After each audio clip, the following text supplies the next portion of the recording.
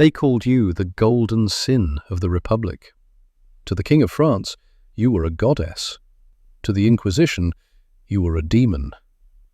But to yourself, you were simply a woman who refused to die in the dark. You are Veronica Franco. In 1578, you're standing in a stone cell, facing a wall of men in black hoods who want to watch you burn. They say your beauty is a spell. They say your poetry is heresy. They've stripped you of your wealth, your home, and your name, but they forgot to take your tongue. This isn't a story about a victim. This is a story about how you used sex to buy time, power to buy freedom, and the poetry of Petrarch to set the most powerful men in Venice against each other. Welcome to the trial of the century. Welcome to the life of the holy whore. If you're going to survive the night, you're going to have to become the most dangerous woman in history. The Dark Rise of Veronica Franco. Sex, power, and Petrarch. The holy whore. The woman who put the Inquisition on trial. The year is 1564, and the air in Venice is thick enough to chew. It smells of salt, rotting fish, and the expensive perfume of women who have never had to work a day in their lives. You are standing in front of a mirror that is slightly warped, making your reflection look like it's underwater. You're 18. You are a wife. You are a mother. And you are a ghost. You look at your hands. They are soft, pale, and utterly useless. They have been trained to hold embroidery needles and prayer beads, but never a pen, and certainly never a purse. Outside, the gondoliers are shouting in a dialect that sounds like a fight. Inside, your husband is breathing. That's all he does. He breathes, he eats, he occupies the space you are supposed to call a home. He is a doctor, a man of standing, which is a polite Venetian way of saying he is a bore with a title. You realize, as you watch a single bead of sweat crawl down your neck, that if you stay here, you will disappear. Not all at once. You'll fade in increments. A child every year until your hips widen and your spirit breaks. A prayer every morning until you forget how to think. A quiet burial in a family plot where your name will be carved smaller than his. Then, the door opens. Your mother Paula walks in. She doesn't knock. She doesn't have to. She is wearing a robe of crimson silk that costs more than your husband earns in a year. She looks at you, not with pity, but with a cold, analytical appraisal. "He's waiting for his dinner, Veronica," she says. Her voice is like a silk cord being tightened, and the world is waiting for you to decide if you are a woman or a piece of property. You have a husband who provides safety. But safety is just another word for a slow death. Do you want the key to the city, or do you want to keep holding that rosary until your knuckles turn white? You look at the mirror. You look at the door. You look at the mud on your mother's hem, the mud of the streets, the mud of the real world. You reach up, unpin your hair, and let the veil drop to the floor. The gilded shackle. The transition is violent. You don't just leave a marriage in 16th century Venice, you amputate it. You walk out of the doctor's house with nothing but the clothes on your back and the terrifying realization that you have just become a criminal in the eyes of the church. You are a runaway wife. You find yourself in your mother's house. This is where the air changes. It's no longer heavy with medicinal herbs. It's sharp with the smell of ink and old books. "If you are going to do this," Paula says, throwing a stack of parchment onto a table, "you are going to do it better than any man. They think we are vessels. They think we are ornaments.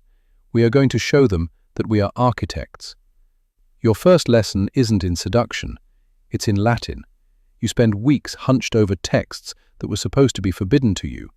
You learn the rhythms of Petrarch, the logic of Aristotle, and the brutal political realities of Machiavelli. You feel your brain stretching, aching, coming alive. It's a physical sensation, like a limb that's been asleep, finally waking up with 1,000 stinging needles. But then comes the cost. To be a cortigiana onesta, an honest courtesan, is to be an elite athlete of the mind and body. You are fitted for your first pair of calcagnini. They are platform shoes nearly 20 inches high. When you put them on, You are a giant. You tower over the world. But you can't walk without two servants holding your arms. It's the perfect metaphor for your new life. You are elevated, magnificent, and one stumble away from breaking your neck. You are no longer the doctor's wife.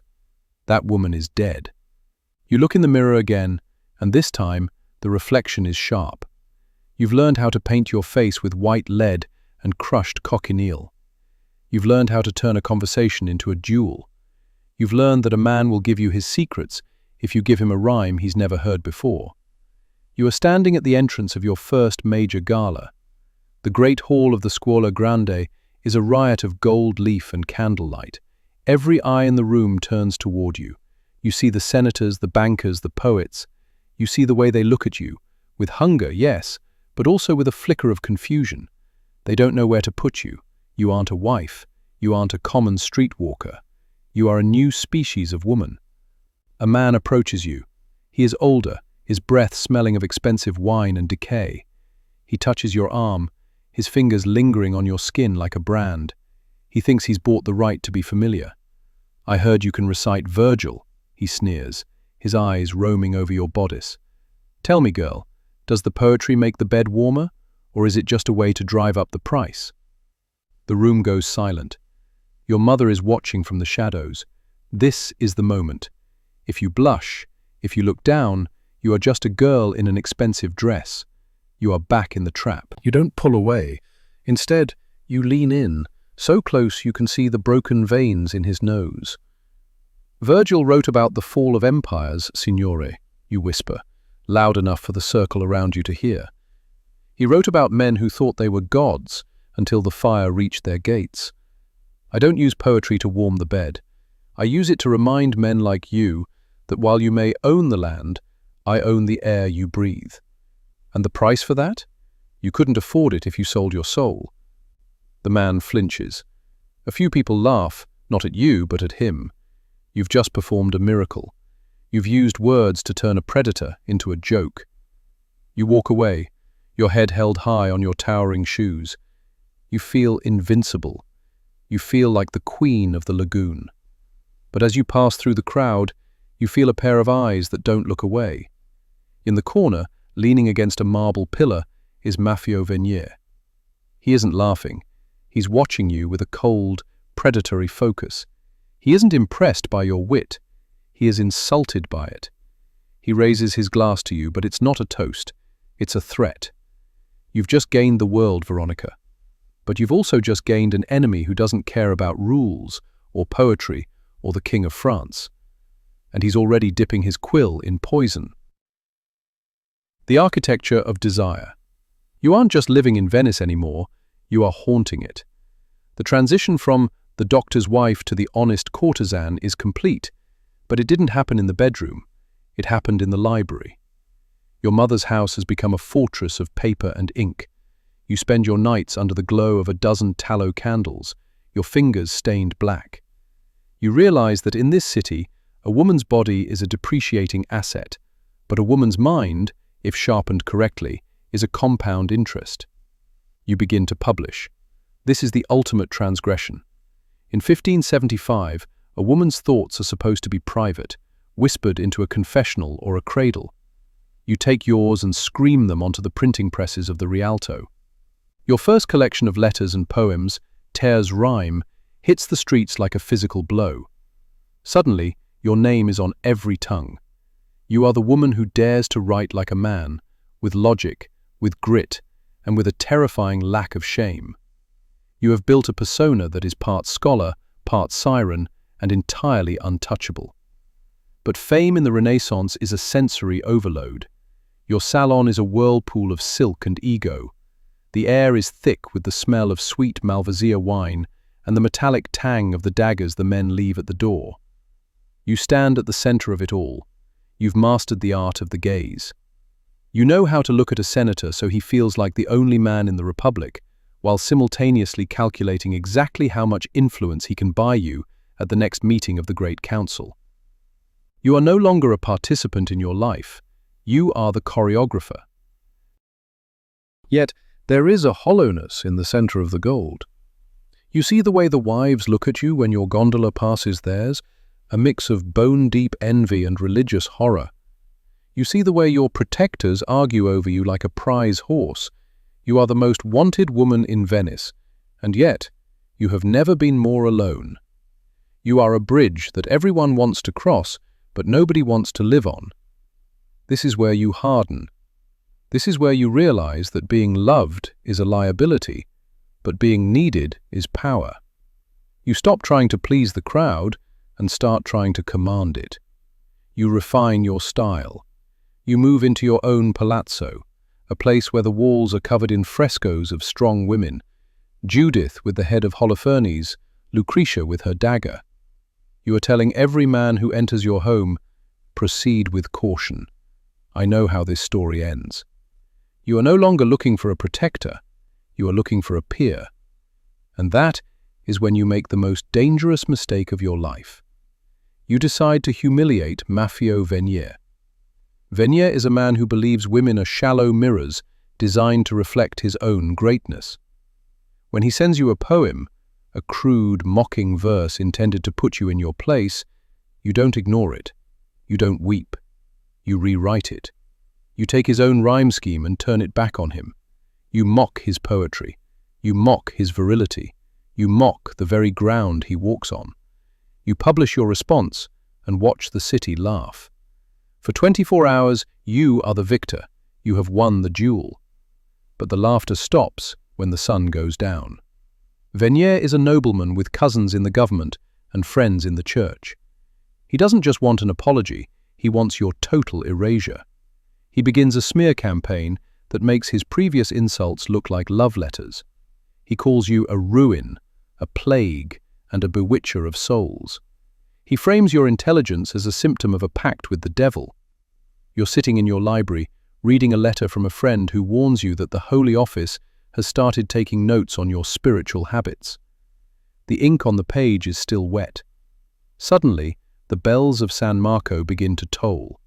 It isn't the hour. It's a rhythmic, heavy clanging that stops your heart. You look out the window and see a black flag being hoisted over a nearby church. The plague hasn't just arrived, it has broken down the door.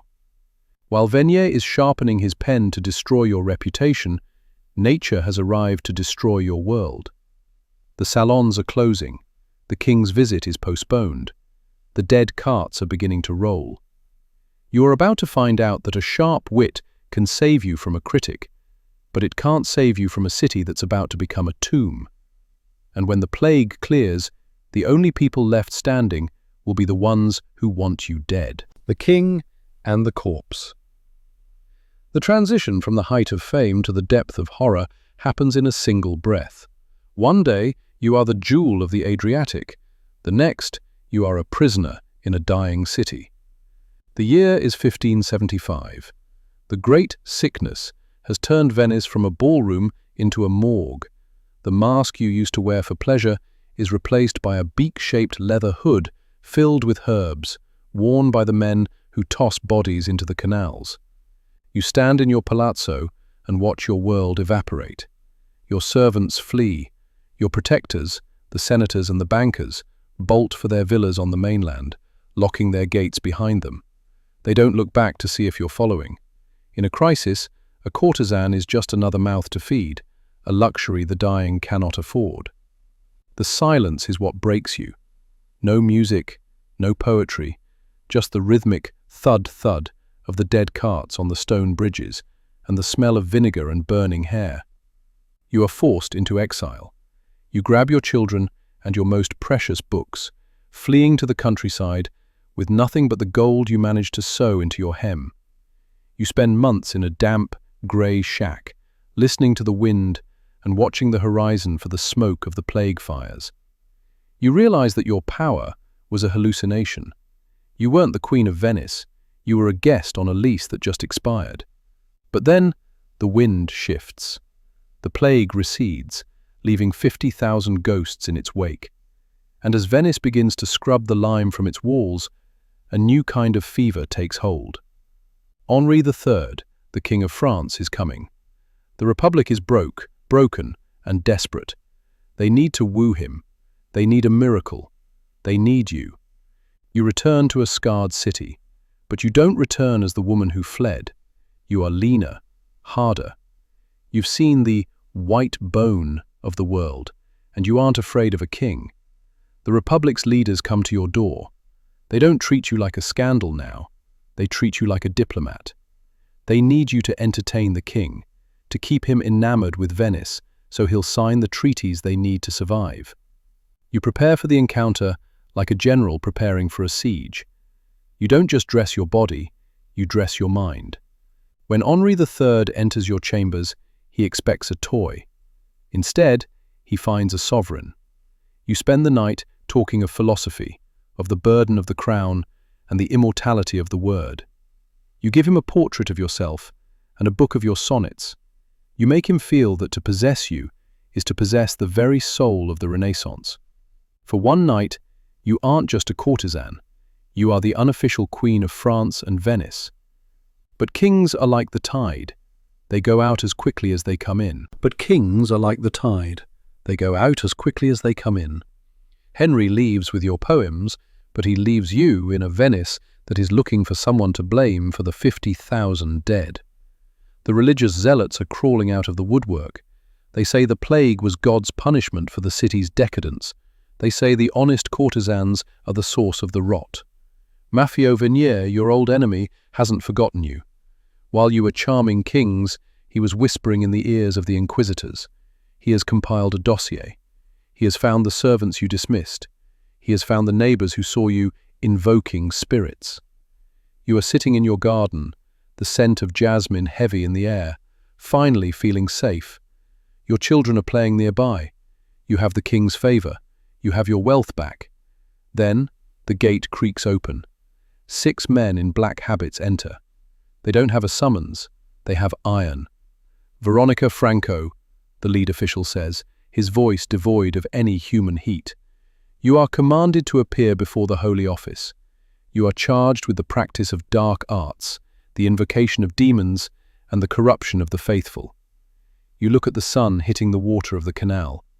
You realize that the king is hundreds of miles away, and in this room, your poetry is no longer a shield.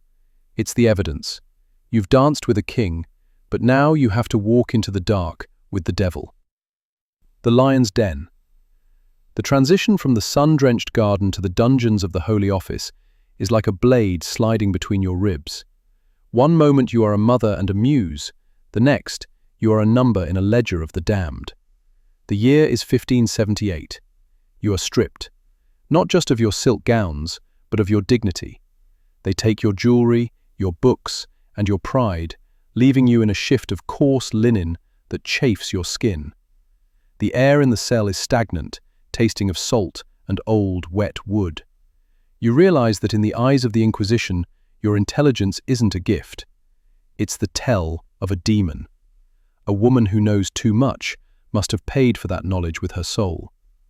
The trial isn't a search for truth, it's a performance of power. You are led into the chamber of the Holy Office. The walls are lined with leather-bound books that contain the names of everyone you have ever loved, everyone you have ever slept with, and everyone you have ever outshined. The inquisitors sit high above you, their faces lost in the depths of their hoods, looking like 3 ravens perched on a branch. The silence is weaponized. They let you stand there until your legs ache, until your breath comes in shallow hitches. Then, the questions start. They aren't about your poems, they are about the incantations you allegedly whispered over wine. They are about the magical herbs you kept in your kitchen, the same herbs you used to season your children's dinner. They turn your life into a grotesque caricature. Every wit, every rhyme, every intellectual victory is recast as a symptom of witchcraft. This is where you stop being the victim and start being the strategist. You realize that you cannot win on their terms.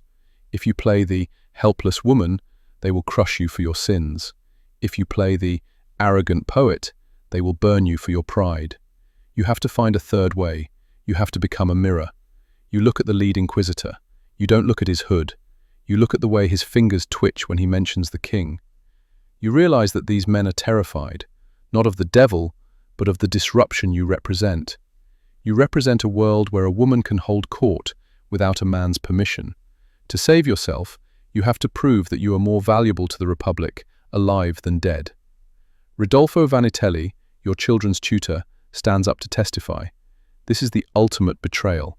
He knows your heart, he knows your secrets, and he is selling them for a bag of silver and a clean slate for his own sins. He describes rituals that never happened. He paints you as a predator who used dark magnetism to lure noblemen into your web. The room leans in. The verdict is written in the air. You can almost feel the heat of the fire. Veronica Franco, the Inquisitor, thunders. Do you deny that you used forbidden arts to ensnare the hearts of the leaders of Venice? You don't flinch. You step forward, your voice steady, echoing off the stone. I do not deny that I have influence, you say, but it is not the influence of the devil. It is the influence of a mirror. I show the men of this city their own greatness, their own potential, and their own intellect.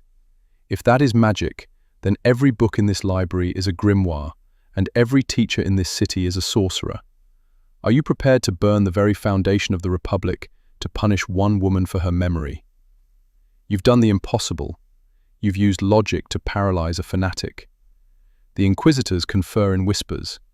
They know that to condemn you is to condemn the elite of Venice who sat at your table. They know that your magic was simply being better at their own game. In a stunning reversal, they dismiss the charges.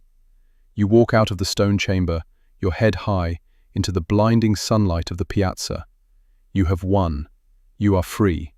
But as you look at the crowd, you see the way they part for you. It isn't respect anymore, it's fear. The Inquisition didn't kill you, but they marked you. You are the woman who beat the church, and in Venice, that makes you more dangerous than any witch. You go home to find your house empty. Your friends are gone. Your patrons have vanished. You've saved your life, but you're about to find out that a life without a world is just another kind of prison. The final burn. The transition from the roar of the courtroom to the silence of your hallway is the hardest pivot of all. You expected a celebration. You found a tomb. The year is 1580, and though the Inquisition let you go, they didn't let you back. You are a ghost walking through your own life. The invitations that used to clog your doorway have stopped. The noblemen who once begged for a single line of your poetry now turn their carriages down side streets when they see your colours. You have committed the one sin Venice cannot forgive. You survived the impossible. You realize that your wealth was never yours. It was a loan from a society that has just called in the debt. One by one, you sell the things that defined you. The Flemish tapestries, the silver mirrors, the high Calcagnini shoes. You are shedding your skin, layer by layer, until there is nothing left but the woman underneath. The air in your new home, a small, cramped house in the parish of San Pantalon, is thin and smells of salt and old paper. There is no wine, no music, no laughter. You spend your days watching the grey water of the canal lap against the stone. Your body, once the most celebrated landscape in the Republic, is beginning to fail you. The fevers come more often now. But in this stripped-back life, you find a different kind of clarity. Without the noise of the salons, you can finally hear your own voice. You don't write for the king anymore. You don't write for the senators. You pick up your quill and you write for the women who are currently where you started, 18, trapped, and looking for a way out. You spend your last ducats not on silk, but on a refuge, the Casa delle Sorelle, a home for former courtesans and their children. You are building a bridge over the mud you had to swim through. This is where you become immortal. You are no longer a dark heroine in a dress. You are a legacy in the making. You realize that the men who tried to break you, Vernier, the Inquisitors, the Doctor, are all going to be forgotten. They are footnotes in a history written by people like them. But you? You have put your soul into the ink. As long as one copy of your book survives, you can never be silenced. You stop fighting the world and start letting it go. You see the beauty in the small things, the way the light hits a glass of water, the sound of your children's breath as they sleep, the scratch of the nib on the page. You have found a peace that the golden cage could never provide. You are finally, truly, an honest woman. It is 1591, and the fever has taken hold for the last time. You are 45 years old. The room is dim, lit by a single stubby candle. You hear the priest outside, chanting for the dying, but you aren't listening. You are looking at the stack of manuscripts on your bedside table. You know what will happen when you die. The church will try to suppress your words. The historians will call you a luxury item. They will try to bury the fact that you were a philosopher, a poet, and a warrior. For a moment, a cold hand of terror grips your heart. What if I disappeared for nothing? You close your eyes, and the sound of the Venetian water fades into a different sound. It's the sound of a page turning. The camera pulls away from your bed, away from the 16th century, and begins to fly. It moves through the smoke of the Enlightenment, the grit of the Industrial Revolution, and the neon of the modern age. It stops in a quiet corner of a library in the 21st century. A young woman, tired and feeling the weight of a world that still tries to tell her what she is worth, pulls a dusty volume from the shelf. She opens it. She reads your words. When we women are armed and trained, we can convince any man that we have hearts like yours. She smiles. She feels a spark of fire in her gut that she didn't have 5 minutes ago. You died in 1591, Veronica. But as that girl reads your line, your eyes snap open in the dark. You are back. You are alive. And the fire you started is still burning. History wants you to believe that Veronica Franco was a tragedy. They want to file her away as a cautionary tale of a woman who flew too close to the sun and fell back into the mud of the Venetian canals. But they're wrong. Veronica didn't fall. She jumped. She traded the safety of a silent life for the danger of a loud one. She took the two things the world tried to use to control her, her body and her mind, and turned them into a pincer movement that trapped a king and terrified the church. She lived through the plague, survived the Inquisition, and stared down the men who tried to write her out of existence. And in the end, she didn't just survive, she won. Because 400 years later, her voice is the only one we still hear. The inquisitors are dust, Veneer is a ghost, but Veronica? Veronica is fire. If you felt the heat of her story, don't let the flame go out. History is full of women who refused the cage, who learned to bite back, and who left their blood on the floor so we could find our way out of the dark. Subscribe as we continue to exhume the lives of the dark heroines. Next time, we move from the silk of Venice to the salt of the Atlantic. We're meeting Theodora of Trebizond, the empress they couldn't kill. Stay dangerous, stay loud, and never let them hold the pen.